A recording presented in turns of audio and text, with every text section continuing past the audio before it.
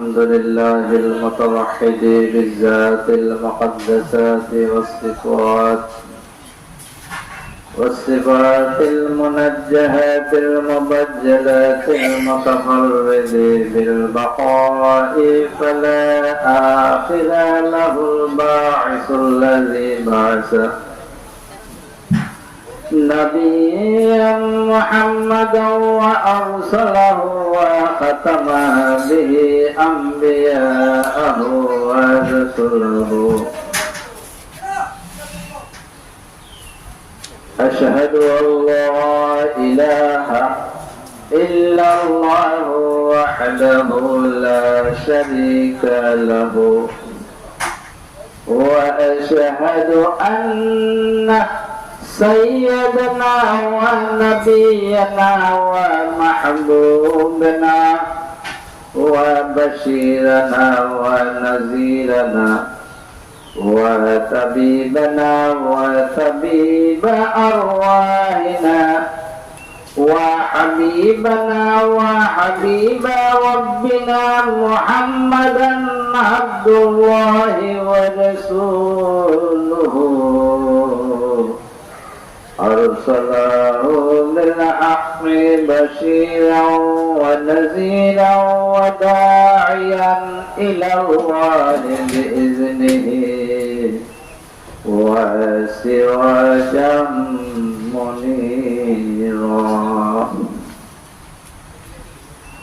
أما بعد فقد قال الله تعالى في كلامه المجيد وفي فرقانه الحميد بسم الله الرحمن الرحيم إن الله وملائكته يصلون على النبي يا أيها الذين آمنوا صلوا عليه وسلموا تسليما اللهم صل على سيدنا مولانا محمد وعلى آل سيدنا مولانا محمد اللهم صل على سيدنا مولانا محمد وعلى آل سيدنا مولانا محمد আমরাই সালাম জানাই দয়াল নবীর উপরে আমরা সবাই সালাম জানাই দয়াল নবীর উপরে দয়া করে শাফায়েত করবেন রোজ হাশরের ময়দানে আল্লাহুম্মা সাল্লি আলা সাইয়্যিদিনা মাওলানা মুহাম্মদ ওয়া আলা আলি সাইয়্যিদিনা মাওলানা মুহাম্মদ। উপস্থিত আশিকে রাসূল তরিকত পন্থী বিভিন্ন দূর দূরান্ত থেকে আগত ওলামায়ে কেরাম ও মেহমান বৃন্দ এবং পর্দার আড়ালের মা বোনেরা, আসসালামু আলাইকুম ওয়া রাহমাতুল্লাহ।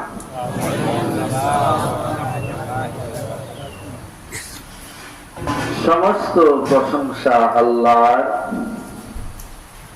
যিনি হৃদয়ের অবস্থার পরিবর্তনকারী, যিনি গুনাহসমূহের ক্ষমাকারী, যিনি কায়নাতের খালিক ও মালিক। সেই সর্বশক্তিমান আল্লাহ, তার প্রিয় হাবিব নূরে মুজাসসাম সাইয়্যিদুল মুরসালিন শাফায়েতের কান্ডারি হযরত মুহাম্মদ মুস্তাফা সাল্লাল্লাহু আলাইহি ওয়াসাল্লাম তাকে তার সৃষ্টি জগতের জন্য রহমত হিসাবে প্রেরণ করেছেন। সুবহানাল্লাহ। সেই মহান নবীর গুণগান কিয়ামতের আগ পর্যন্ত যদি আমরা করি, তথাপি শেষ করা যাবে না। কেননা মহান আল্লাহ পাক তাকে সম্মান ও মর্যাদা দান করেছে সমগ্র সৃষ্টি জগতের উপর, আর তারই মাধ্যমে সুসমামণ্ডিত করেছেন সমগ্র সৃষ্টি জগৎ। সেই প্রাণের রাসূল, সেই মহান রাসূল আমাদের জন্য রহমত। কেননা আমার মহান আল্লাহ পাক পবিত্র কোরআন শরীফের মধ্যে এক জায়গায় বলেছেন, ওয়াতিউল্লাহা ওয়ার রাসূলা লাআল্লাকুম তুরহামুন। তোমরা আল্লাহ ও রাসূলের আনুগত্য করো, তাহলে তোমাদের উপর রহমত করা হবে। অপর এক জায়গায় আবার বলেছেন, ওয়ামা আরসালনাকা ইল্লা রাহমাতাল লিল আলামিন। হে হাবিব, আমি আপনাকে সমগ্র সৃষ্টি জগতের জন্য রহমত হিসাবে প্রেরণ করলাম। প্রথম কিন্তু আল্লাহ পাক বলছেন এক আয়াতে যে আল্লাহ এবং রাসূলের আনুগত্য করার জন্য, তাহলে আমরা রহমত পাব। অন্য এক আয়াতে বলছেন, আমি রহমত হিসেবে আপনাকে আমার সৃষ্টি জগতের জন্য প্রেরণ করে দিলাম। তাহলে রহমত কি আমাদের কাছে তো চলে আসছে। অপর এক আয়াতে এরও সারাংশ আবার আল্লাহ পাক তুলে ধরেছেন জাহাজ সূরা নিসার ৮০ নম্বর আয়াতে, মাইয়ুতিইর রাসূলা ফাকাদ আতা আল্লাহ। যে ব্যক্তি রাসূলের আনুগত্য করেছে সে খোদার আনুগত্য করেছে। সুবহানাল্লাহ। তাহলে আমরা পেলাম প্রথমে দুইকে আনুগত্য করলে রহমত পাবো, পরবর্তীতে পেলাম রহমত আমাদেরকে দান করে দিয়েছেন। এরপরে পেলাম নবীর আনুগত্য করলেই আল্লাহর আনুগত্য হয়ে গেল। তাহলে সেই নবীর গুণগান যদি আমরা কিয়ামত পর্যন্ত করতে থাকি, তা কি শেষ হবে? আর সেই নবী ছাড়া আমরা কি উপায় আছে? আমি বিভিন্ন জায়গায় বিভিন্ন মাহফিলে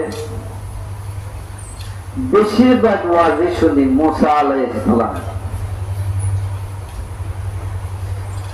এটা আপনারাও শুনেন, আমিও শুনি। কিন্তু আমার নবীজির আলোচনা তারা করলে কিন্তু মজা লাগে বেশি, কারণ উনি হলেন সাইয়্যিদুল মুরসালিন, সমস্ত নবী রাসূলদের সম্রাট। যেমন আপনাদেরকে একটু ধারণা দেই, হযরত মুসা আলাইহিস সালাম সিনাই পর্বত অর্থাৎ তুর পাহাড়ে মুজিজা ছিল একটা, না? আর মানে আল্লাহর সাথে সাক্ষাৎ করছিল কোথায়? যে তুর পাহাড়ে। আর আমার নবীজির সাক্ষাৎ আল্লাহর সাথে করেছিলেন কোথায়? মেরাজে, ঊর্ধ্ব আকাশে, সিদরাতুল মুনতাহার নিকটে। তুর পাহাড়ের অবস্থান পৃথিবীতে, আর মেরাজের অবস্থান আরশে মহল্লা। তাহলে শ্রেষ্ঠত্ব তো আমার নবীজির।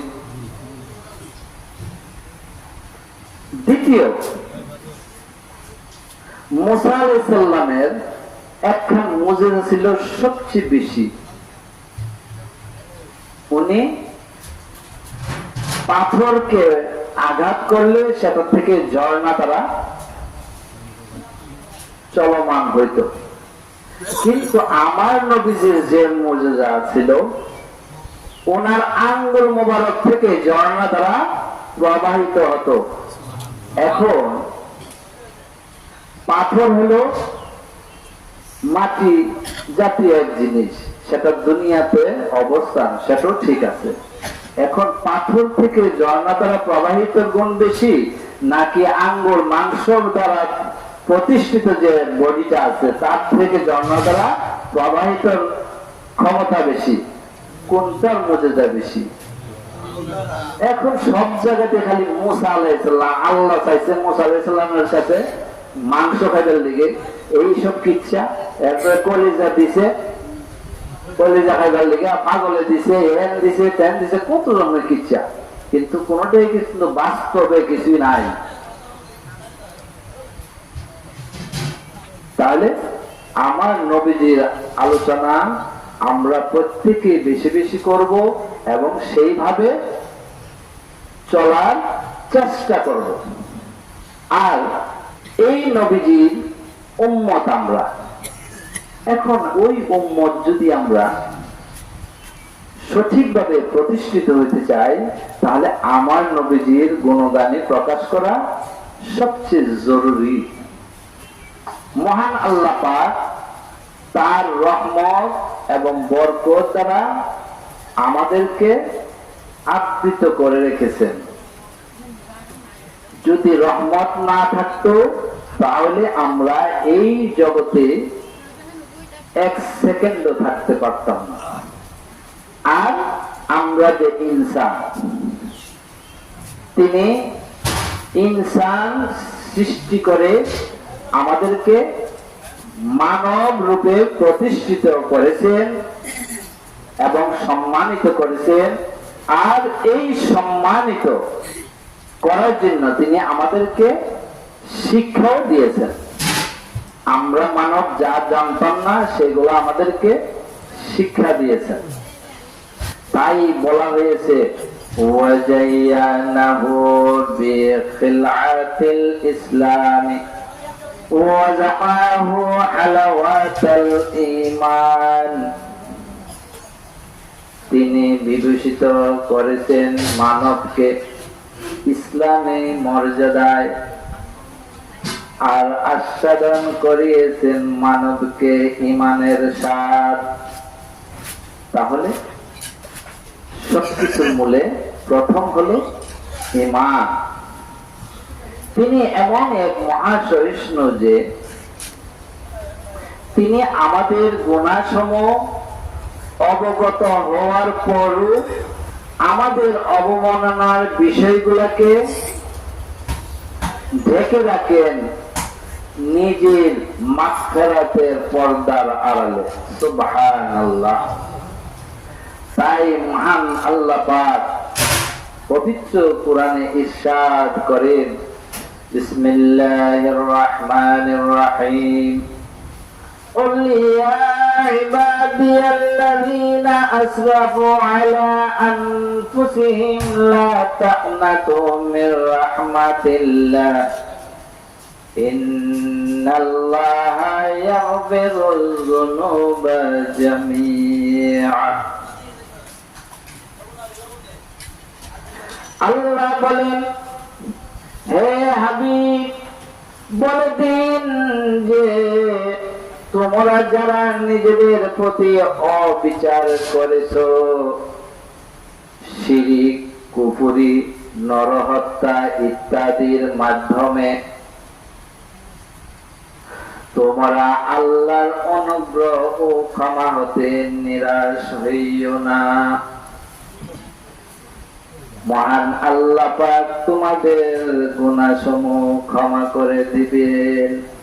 সুবহানাল্লাহ। আল্লাহ নিজে বলছেন আমরা নিরাশ না হওয়ার জন্য।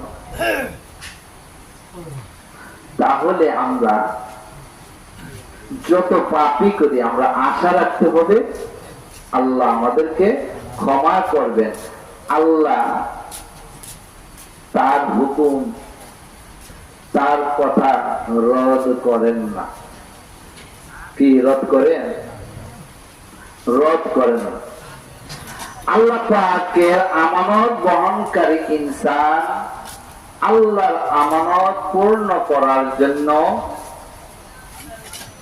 ইনসানকে আদম আকৃতিতে সৃষ্টি করেছেন এবং তাহারা যাহা জানিত না সেই বিষয়েও তাকে অবগত করেছেন, শিক্ষা দিয়েছেন। আমার মহান আল্লাহ পাক কত ধৈর্যশীল। আমরা প্রতিনিয়ত গুনার কাজ করতেছি, কিন্তু তারপরেও উনি আমাদেরকে ভালোবাসেন। যদি তিনি চান তবে তিনি করতে পারেন আমাদেরকে অপমানিত। তাই মহান আল্লাহ পাক সূরা নূরে ইরশাদ করেন, বিসমিল্লাহির রহমানির রহিম,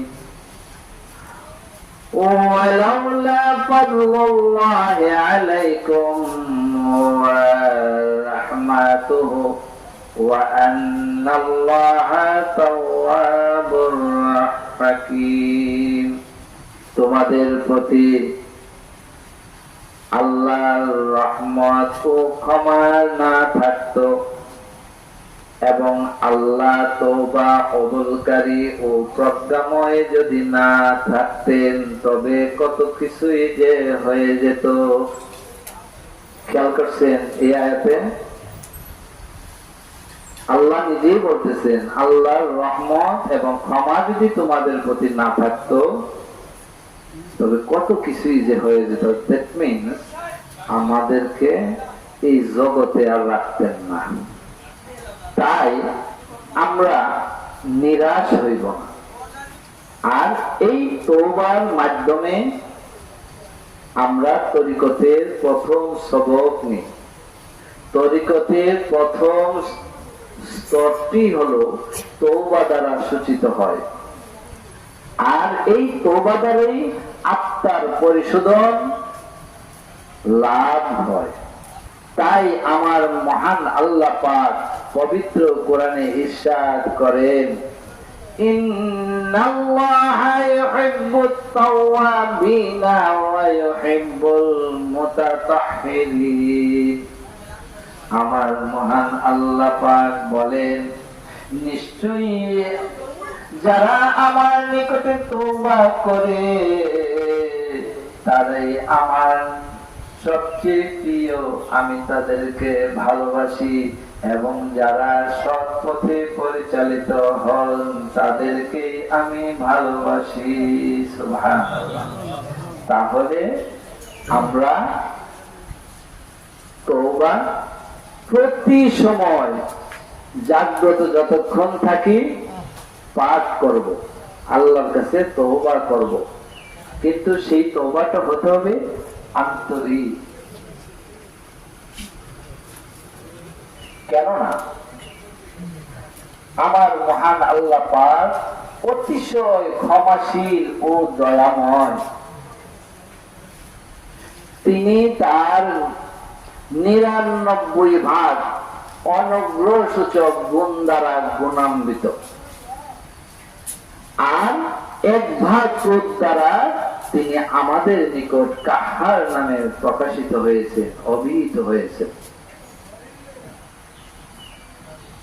এই এক ভাগের ভয়ে তো আমরা অস্থির, আর 99 ভাগে আমাদের প্রতি রহমত অনুগ্রহ আল্লাহ হয়ে গেছে। তাই আল্লাহ হাদিসে কুরসিতে ইরশাদ করেন, ইন্না রাহমাতি সাবাকাত আলা গাদাবি, নিশ্চয়ই আমার অনুগ্রহ আমার ক্রোধকে শীতল করে ফেলেছে। সুবহানাল্লাহ। তাহলে আল্লাহর আর কোন রাগ নেই। তারপরে রাগ নাই, কিছুই নাই, কিন্তু আমরা আল্লাহর আইনগুলা মানতে হবে, একাত্মবাদে বিশ্বাস করতে হবে, আর রসুলকে মানতে হবে, রসুলকে বিশ্বাস করতে হবে, কোরআনকে মানতে হবে, কোরআনকে বিশ্বাস করতে হবে। কেননা ঈমানদার ওই ব্যক্তি যে এই তিন জিনিসের মধ্যে প্রতিষ্ঠিত, তিনি হইলেন ঈমানদার। 1 নম্বর আল্লাহর প্রতি বিশ্বাস, 2 নম্বর নবীর প্রতি বিশ্বাস, 3 নম্বর কোরআনের প্রতি বিশ্বাস। এই 3 বিষয়ে সমষ্টিভাবে সকলে যদি আমরা বিশ্বাস করি, অন্তরে ধারণ করি, তখনই আমরা ঈমানদার হব, এর আগে ঈমানদার হব না। ওয়া আখিরু দাওয়ানা আনিল হামদুলিল্লাহি রাব্বিল আলামিন।